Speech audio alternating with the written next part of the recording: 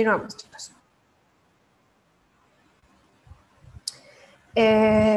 Continuando entonces, vamos a ver los factores de riesgo que aquí de su lado izquierdo van a tener todos estos, pues digamos, como englobados, los factores de riesgo que se puedan presentar principalmente durante la adolescencia, y bueno, del otro lado van a tener la descripción de estos. En cuanto a la elección de los alimentos, vamos a ir a las dos vertientes, tanto que se eligen en menor medida aquellos alimentos que son como los que tenemos identificados de mayor calidad, es decir, el consumo de frutas, el consumo de cereales integrales, el consumo de lácteos están disminuidos, como que están también aumentados el consumo de alimentos que pues no sean los más recomendables. También podemos ver en cuanto que existen factores para las conductas alimentarias, lo que ya hablábamos, saltarse el tiempo de comidas, elegir también comidas sobre todo de tipo con preparaciones rápidas, o bien el uso de dietas que pudieran ser no las más adecuadas o al menos no indicadas ni monitoreadas por un profesional. También vamos a ver en cuanto a los recursos alimentarios, que pueden incluir tanto los recursos financieros como el acceso a los alimentos, y diríamos que si el adolescente pasa más tiempo en la escuela, bueno, qué tipo de alimentos son los que se ofrecen en la escuela, o bien si pasa gran parte con sus amigos, qué tipo de alimentos hay en las casas a las cuales asiste, o bien si están en centros comerciales, bueno, también sabemos qué tipo de alimentos son los que usualmente tienen a la mano. Otros factores de riesgo, como esta preocupación por el peso, por la imagen corporal, que pueda ser entonces una preocupación excesiva, lo cual entonces pueda llegar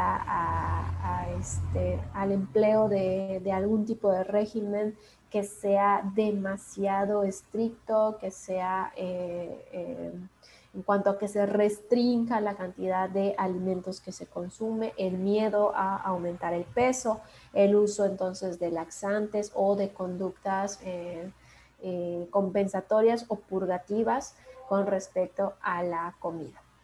También vamos a ver un poco en esta parte del crecimiento, que no se alcance el adecuado crecimiento, que entonces tengamos, al menos con el indicador de IMC para la edad, tengamos crecimientos que estén en los parámetros de deficiencias o que estén por arriba entonces de lo recomendado y que vayan con tendencias hacia la sobrepeso y obesidad.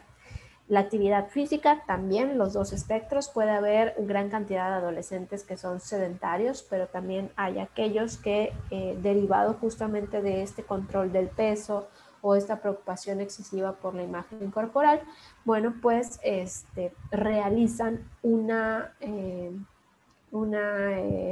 cantidad excesiva de actividad física.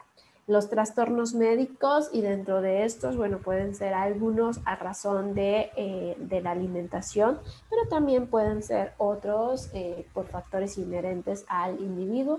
Y finalmente comienza la aparición de conductas de riesgo derivadas del estilo de vida, como podríamos estar hablando del consumo de alcohol, de tabaco y de drogas, que todos van a influir en el estado nutricional y en el crecimiento y desarrollo de este individuo. Para las necesidades entonces nutricionales, contemplando todo lo anterior, vamos a considerar que más que la edad cronológica, es decir, más que decir que un individuo tenga 13 años, por ejemplo, vamos a contemplar la edad fisiológica y vamos a contemplar que un chico de 13 años va a tener características diferentes a otro chico de 13 años. ¿Por qué? Porque a lo mejor alguno por factores genéticos ya ha alcanzado, ¿cómo se llama? Cierto nivel de crecimiento para el cual se espera que tenga, probablemente el otro no. En cuanto a la maduración sexual van a ser diferentes. Entonces vamos a considerar más que la edad cronológica, la edad fisiológica de esta y hasta qué punto se ha alcanzado un crecimiento y un desarrollo adecuados. y también considerando puntos importantes como la composición corporal, el sexo del individuo y la presencia de actividad física, qué nivel, con qué frecuencia, cuánto tiempo se realiza, etcétera. Eso es lo que principalmente va a dictar las pautas en cuanto a las necesidades nutricionales durante esta etapa. Para el cálculo de requerimientos de energía, pues vamos a tener siempre el uso de nuestras fórmulas. Estas las veíamos desde la etapa pasada y vemos aquí cómo vamos de 9 a 18 años, contemplando entonces desde la pubertad. Es una fórmula relativamente sencilla que también es bastante confiable por el número de variables que utiliza. Acuérdense que esta fórmula calcula ya requerimiento energético estimado en todo el día, ya incluye el nivel de actividad física y esta fórmula del Instituto de Medicina utiliza también una sumatoria de 25 kilocalorías al final por un pequeño depósito de energía que se da a partir de pues, este aumento de necesidades de propias de la etapa.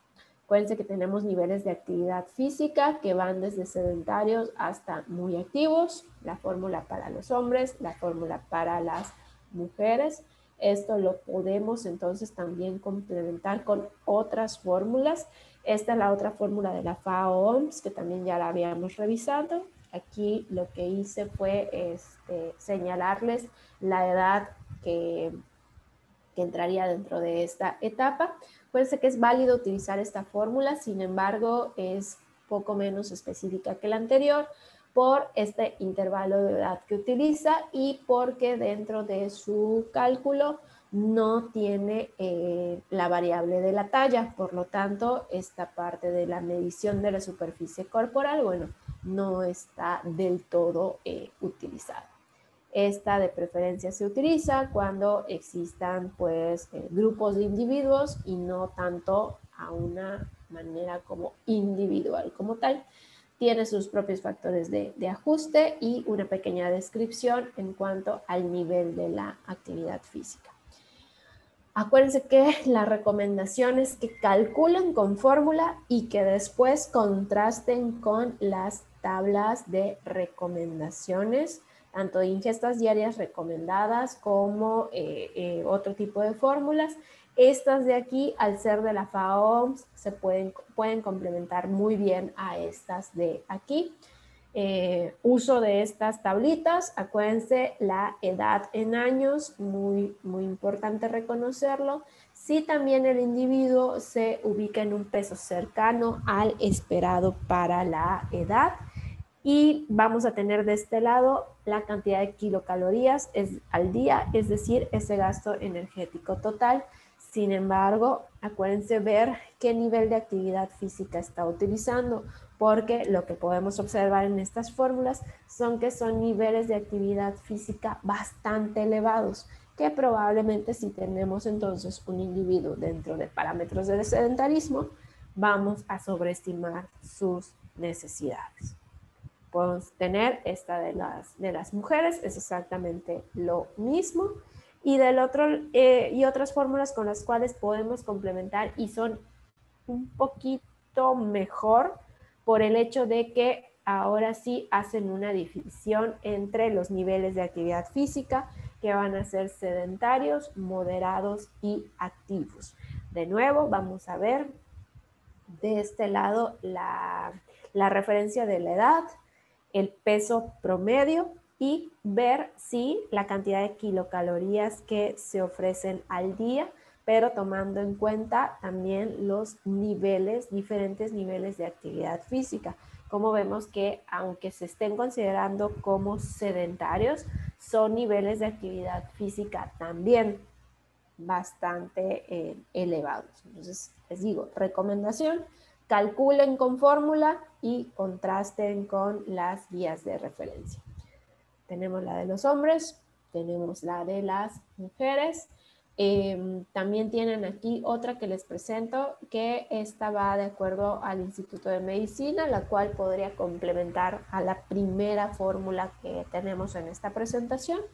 Y un plus de esta es que nos considera, además del peso, nos considera una talla promedio y que aparte hace un requerimiento, una subdivisión del requerimiento con 4 niveles de actividad física, lo cual también pues resulta adecuado dentro de su uso.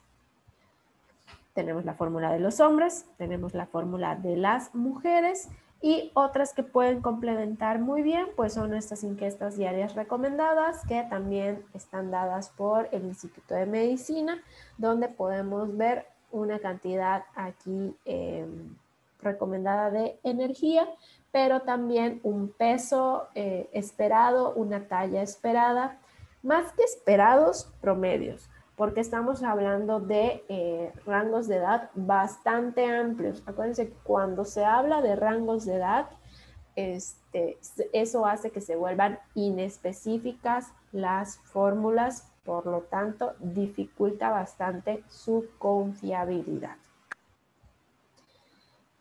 Hasta aquí, dudas, preguntas, chicos.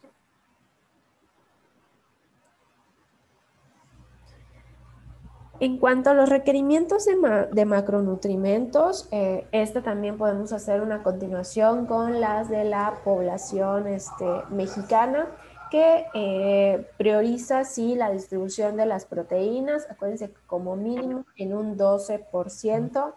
¿Sí?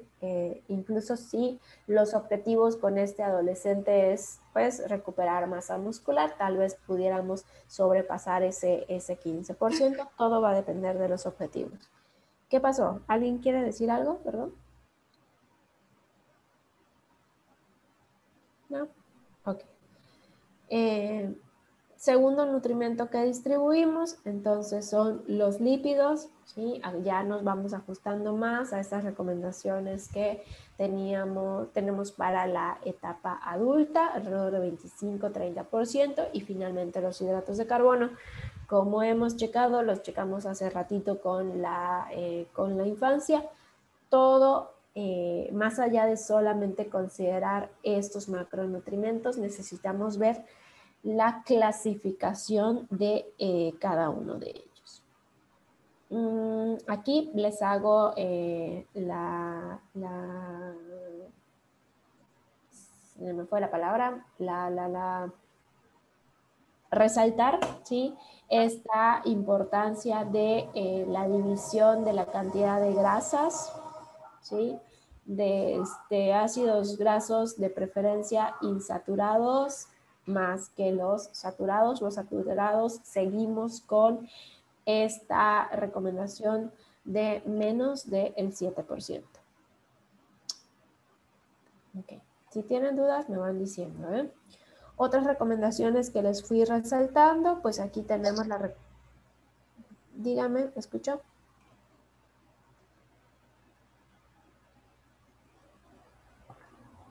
Recomendaciones que les fui resaltando son las de agua, que estas más que de agua simple, acuérdense que son líquidos al día, que se pueden entonces considerar tanto el agua de los alimentos, de las preparaciones, así como el agua simple, aunque siempre se va a cuidar que en su mayoría se consuma un gran contenido de agua sin sabor.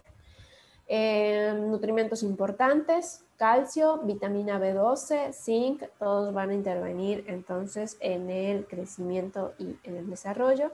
Y vemos cómo la fibra entonces también está aumentada en estas etapas de la vida, por lo tanto hay que alcanzar estos requerimientos mínimos para evitar problemas de estreñimiento o de una utilización, absorción acelerada de glucosa y de lípidos.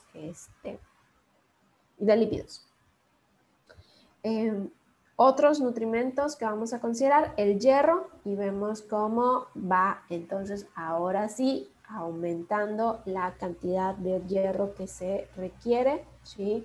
Vemos cómo ya cuando empiece la menstruación van a aumentar estas cantidades. ¿Por qué? Porque se espera entonces que haya mayor pérdida de este mineral a través de la menstruación. Y pues finalmente la que vamos a considerar es la de los lípidos aquí.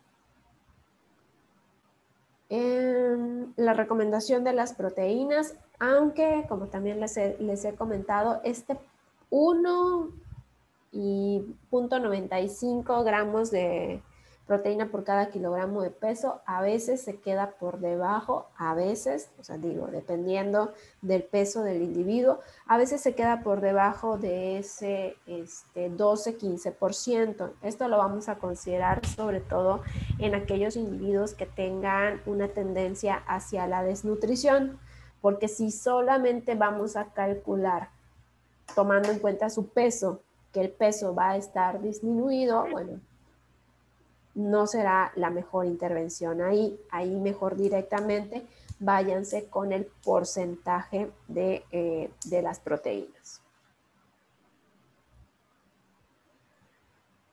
La distribución, esto también lo vimos en la etapa pasada, en esta no cambia. Tenemos que buscar como mínimo 5 comidas al día para tratar de distribuir bien esa cantidad de energía, sobre todo aquí, que van a estar muchísimo más aumentadas las necesidades energéticas, por lo tanto hay que buscar que una buena distribución para alcanzar su consumo, sobre todo en aquellos adolescentes que probablemente pues tengan como alguna pérdida del apetito, etc. ¿Tienen alguna pregunta hasta acá, chicos? Es que de repente escucho como un micrófono, pero no sé si lo están abriendo para participar. Ok.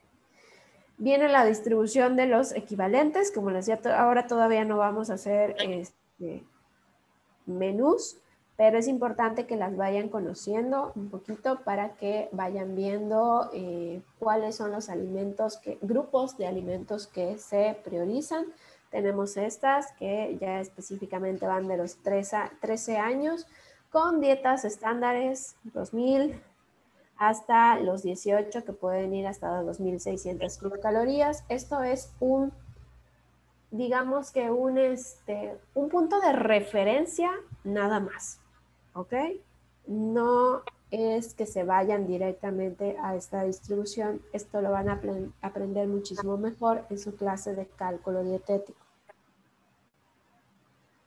Y bueno, dentro de los últimos puntos en la presentación vamos a ver estas recomendaciones generales de alimentación, que no las abordaremos en detalle porque esto ya lo han visto en otras asignaturas, y esto es prácticamente lo que le decimos a nuestros pacientes, que todo va acorde a las recomendaciones de esta alimentación correcta, que sea completa, que sea variada, inocua, suficiente, equilibrada. Y me faltó una.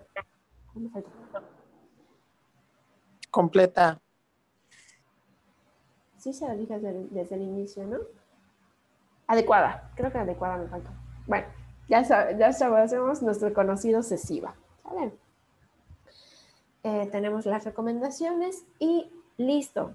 Terminamos con este tema. A mí lo que más me interesa dentro de este punto es la parte de las guías, que eso es lo que van a ir aplicando dentro de los casos clínicos que van a ir haciendo. ¿Ok?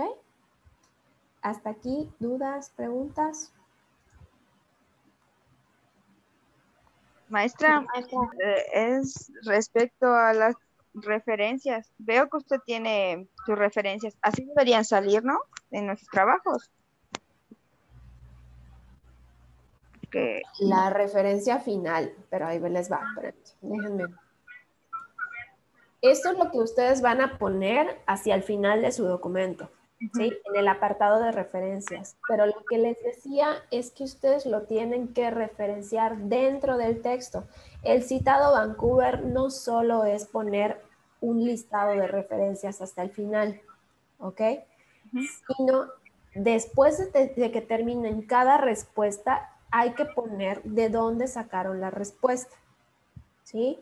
Y cómo lo van a poner, les pasé un documentito para que checaran eso, es con un número, ¿sí? Con un superíndice y se va ordenando de acuerdo a un orden de aparición. Es decir, ay, no sé por qué no se mueve. Por ejemplo, hablemos de que esto yo al final les estoy poniendo la referencia de donde estoy sacando el dato, ¿sí? Pero se los estoy poniendo así, con nada más desglosado el nombre, con la revista y el año. ¿Ustedes cómo lo van a poner ¿cómo se llama? En su documento. Pondrían ahí, es que aquí no se va a ver, pondrían un 1, por ejemplo, si es la primera referencia que ustedes sacaron. ¿Ok? O sea, solo van a poner el numerito. ¿Vale? Okay, Eso es lo que necesito y al hacer. final ya ponemos las referencias, ¿no? Exactamente. Y al final, entonces, cuando lleguen a su apartado de referencias, justamente deben de estar ordenadas, vamos a ponerlo aquí, con el orden de aparición, ¿sí? Según cómo lo fueron poniendo en su texto. Y eso es lo que les faltó, porque la mayoría de ustedes pusieron nada más el bonche de referencias hasta terminar, pero tienen que decir específicamente cada respuesta qué referencias están utilizando. ¿Sí? ¿Sí me expliqué? Sí, maestra. Igual, o sea, referente al citado. Bueno, ¿cómo se llama? Con la validez de la información, ¿no? O sea, de preferencia que sean notas científicas, por ejemplo, de la FAO o otra cosa, ¿no? Porque ya no es muy confiable sacarlo de blogs, por ejemplo, ¿no? Exactamente. Sí, también que algunos de ustedes también les dije, porque Sí, se nota el tipo de información que tienen. Ujú. Sobre sí, todo, si hacen un copy-paste, me doy cuenta, porque muchas veces la información que viene de blogs está dirigido a la población en general. Ujú. No utilicen esas. comentarios así, no, o sea, no tiene soporte científico, no, No simplemente no. solo es eso, no solo es que no tengan el soporte, sino el lenguaje. Está de una manera muy coloquial. Ah, ok. Ustedes busquen otro tipo de información. Si se dan cuenta, todas las informaciones que yo les presento son de guías, son de manuales, son algunas de libros, algunas, no todas, ¿sí? Son de artículos científicos. De este tipo es de la información que tienen ustedes que buscar, no la parte de los blogs. Si van a ser sitios de internet, entonces, bueno, que sean los sitios de internet de la FAO, de la OMS, de la UNICEF, ¿sí? Todos estos que ahora sí tienen una validez. Ujú. ¿Vale? Pero es importante eso. Sí. ¿Alguna otra duda hasta aquí, chicos? No. Y hagan por favor el análisis de las No es. preguntas. Yo sé que hay algunas No, personas, nos falló eso. la mayoría sí. Hagan también un análisis de las preguntas. No solo, acuérdense que esos controles a ustedes les sirven más. Mientras ustedes hagan una revisión extensa, ¿quiénes van a salir beneficiados? Ustedes y nada más que ustedes. Más allá de responder una pregunta con un listado de nutrimentos, bueno, pues hagan una búsqueda de que para qué les sirve, por qué son importantes. Más allá de responder un concepto nada más, también ahonden y profundicen en la información que tienen. ¿Sí? Sí. Muy bien. Vamos a revisar el tema que yo sé que los que estuvieron conmigo, ya les había comentado, no vimos la evaluación del estado nutricional en los, ¿cómo se llaman? Niños y en adolescentes. No sé si los que estuvieron con la maestra Dulce sí alcanzaron a ver eso. En cuestión a interpretación de curvas de crecimiento. Más o menos como que nos dio una embarradita, ¿no? No como que al 100% lo vimos. Pero bueno, yo sí me acuerdo como más o menos la idea. Más o menos. Ok. Sí. para que vayamos abordando eso, sobre todo los que van a tener los casos clínicos de primer año de vida, preescolar, escolar y adolescente, ¿sí? Lo primero que hay que hacer es evaluar a nuestros niños. Ok, vamos. Ya les subí en el Classroom, tienen un apartado solamente de las curvas de crecimiento. ¿Ya lo pudieron checar?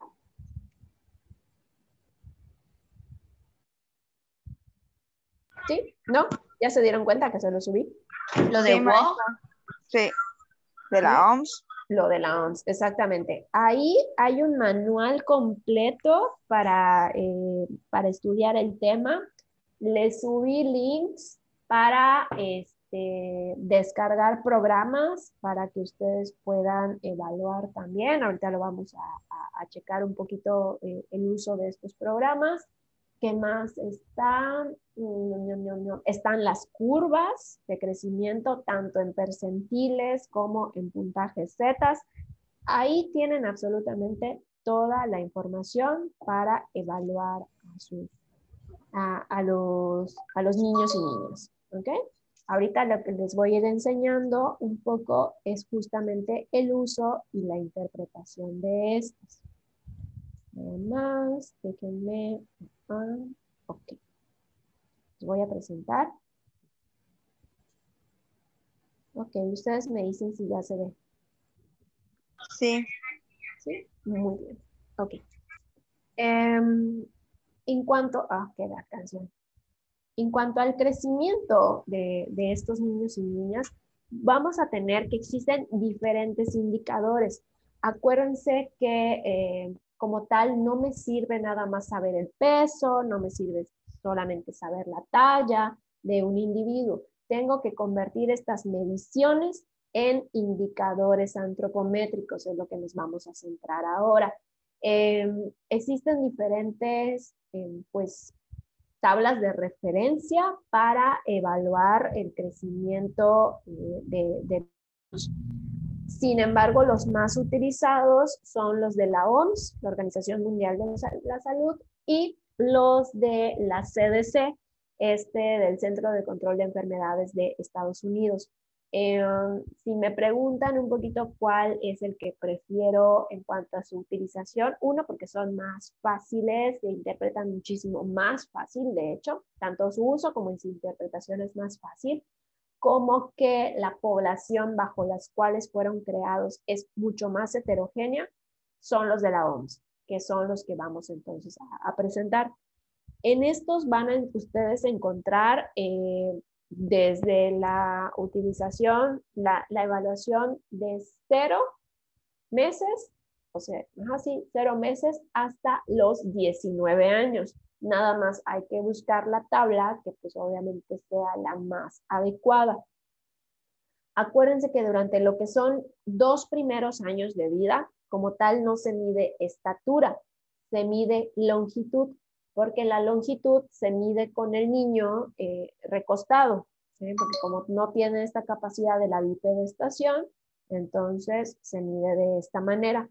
Por lo tanto, entonces los indicadores, hay indicadores muy específicos de 0 a 6 meses y vean, miden longitud para la edad. Ya cuando lleguemos a los siguientes indicadores a partir de los 2 años, vamos a encontrar que hay un cambio con respecto a que son talla para la edad, ya no longitud, ¿sí? Eso es uno de los principales puntos que vamos a considerar. Déjenme ver. Es que no sé si les estoy poniendo la presentación correcta. Según yo sí. Pero, sí, es esta. Creo que sí es la que se les subía ya al Classroom.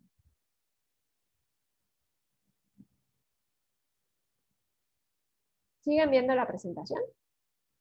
Sí, sí. Ok, va. Sí, maestra.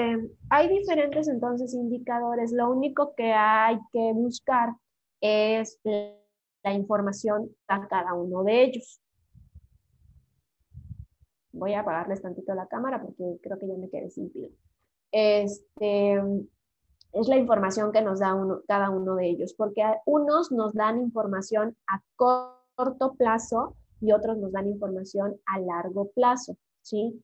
En cuanto a los que consideran la talla, ¿sí? O la longitud en primera instancia, nos hablan de información a largo plazo, de manera que si estamos viendo que estos indicadores están por debajo de lo recomendado, estamos hablando de algún tipo de desnutrición que ya lleva bastante tiempo desarrollándose y ha causado entonces un retraso en el crecimiento de ese individuo.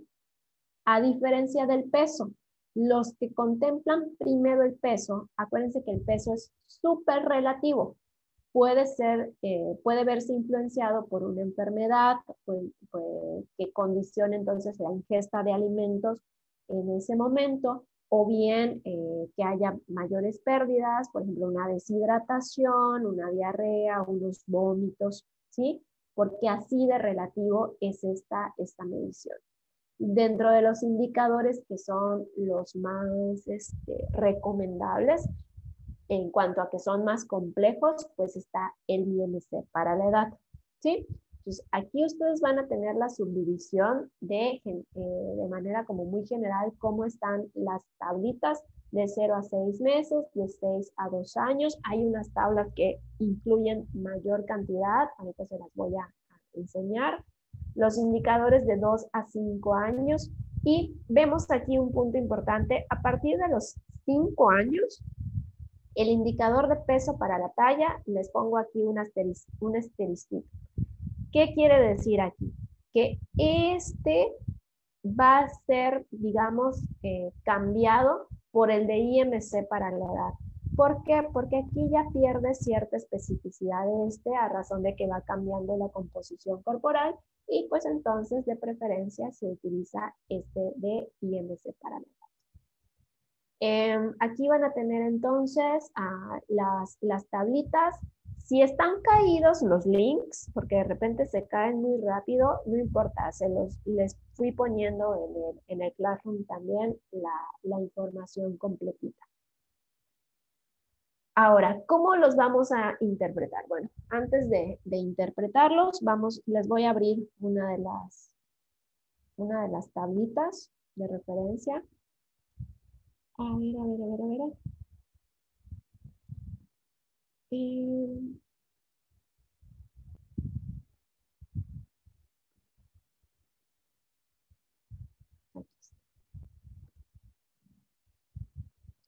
Lo que voy a hacer ahora es compartirles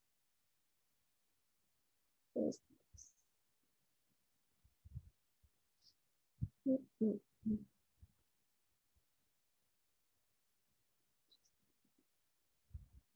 Ustedes me dicen cuando las empiecen a ver.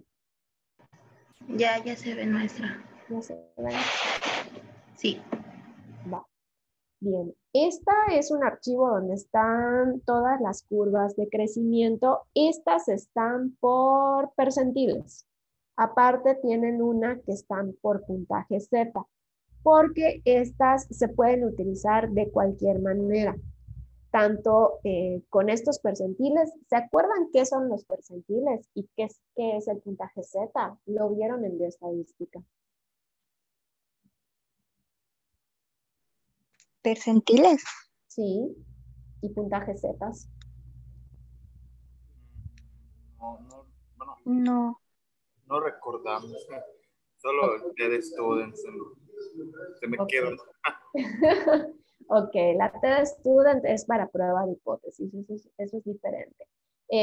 Los percentiles nos van a ayudar, son estas medidas de posición en donde vamos a tener de una población. Por medio de los percentiles vamos a poder ubicar justamente una posición dentro de esta población. De tal manera que, ¿qué me están diciendo los percentiles? Van a estar, prácticamente es la referencia con respecto a 100 individuos. ¿sí? Por ciento, percentiles. Van a estar también, hay cuadriles, hay quintiles, ¿sí? Esos son también con diferentes rangos. Los percentiles trabajan con un rango de 100. Y un percentil, según el percentil donde se esté ubicando el niño, entonces quiere decir que esa es la posición que tiene con respecto a 100 niños más, ¿sí? O una población de 100 niños.